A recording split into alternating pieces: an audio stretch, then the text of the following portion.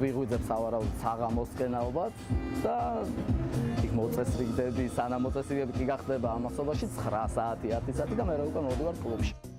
ყოველთვის მიყვარდა ეს კლუბური ცხოვრება, ამ სფეროში ვარ უკვე 6 წელია და საკმაოდ ისეთი გამოცდილებაც დამიგროვა და ყველას აქვს თავის ხელწერა, ყველა შემსრულებელს აქვს თავის რაღაც სტილი გარკვეული, ხო?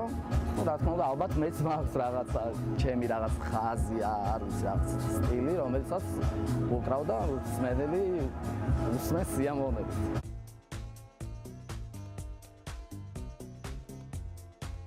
ეს სფერო თუ არ გიყვარს, ესე აქტიურად ამდენი ხანი მართლა ვერ იქნები ამ სფეროში. ფიზიკურადაც შეიძლება ვერ გაუძლო, იმიტომ რომ აქტიურად გიწევს ყოველღამე მუშაობა, ყოველღამე თენება, რეჟიმია ისეთი სულ შეიძლება გაათენო. ღამე დილის 11 საათამდე აი აქტიურად უკრავდე და აი არ გაჩერდე და ხალხიც არ გააჩერო და ხალხთან ერთად ბოლომდე იყო.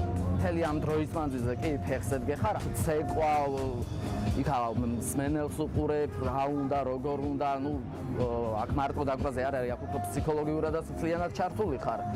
ანუ აკონტროლებ რა უნდა დაუკრა, რა მიაწოდო მსმენელს, როგორ, ანუ ეს მთელი ეს პერიოდი ისე ადვილი არ არის, როგორც ჩანს, რომ აი ლამაზად და ფერადად რო წარმოდგენიათ, ანუ აქტიური მუშაობა უწევს ყველას და აი ვინც უკრავს. და ძალიან ისეთი რთული სამუშაოა, ანუ შეხება ვისაც აქვს, ეს იციან, არ არის ისეთი ადვილი. და შენ რა გეხმარება ამ ყველაფერში? მე ამ ყველაფერში ხალხი ისე. როდის მძინავს და ანუ რამდენი საათი გძინავს მაქსიმუმ? 6-7-8. საკუთარ ჯანმრთელობაზე როგორ არ მიფიქრია, მაგრამ ყოველთვის ვაკონტროლებ იმას, რომ რაღაცას არ გადავაჭარბო. ეს არის შენი უკვე ძირითადი პროფესია, რითიც მუშაობ, ხო?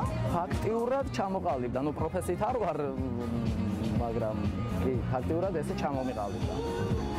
ისევ ჰობათ უთვლი, იმიტომ რომ ყოველთვის ესე ვერ ვიქნები, ანუ მოვძებნი რაღაცა შემდეგ უკვე როცა გადავალ ცოტა ასაკში, აუცილებლად მივხედავ სხვა რა, შევეშვები. მე უკვე მართლა ჯანმრთელობაზე მე პრობლემები შეგვექნება.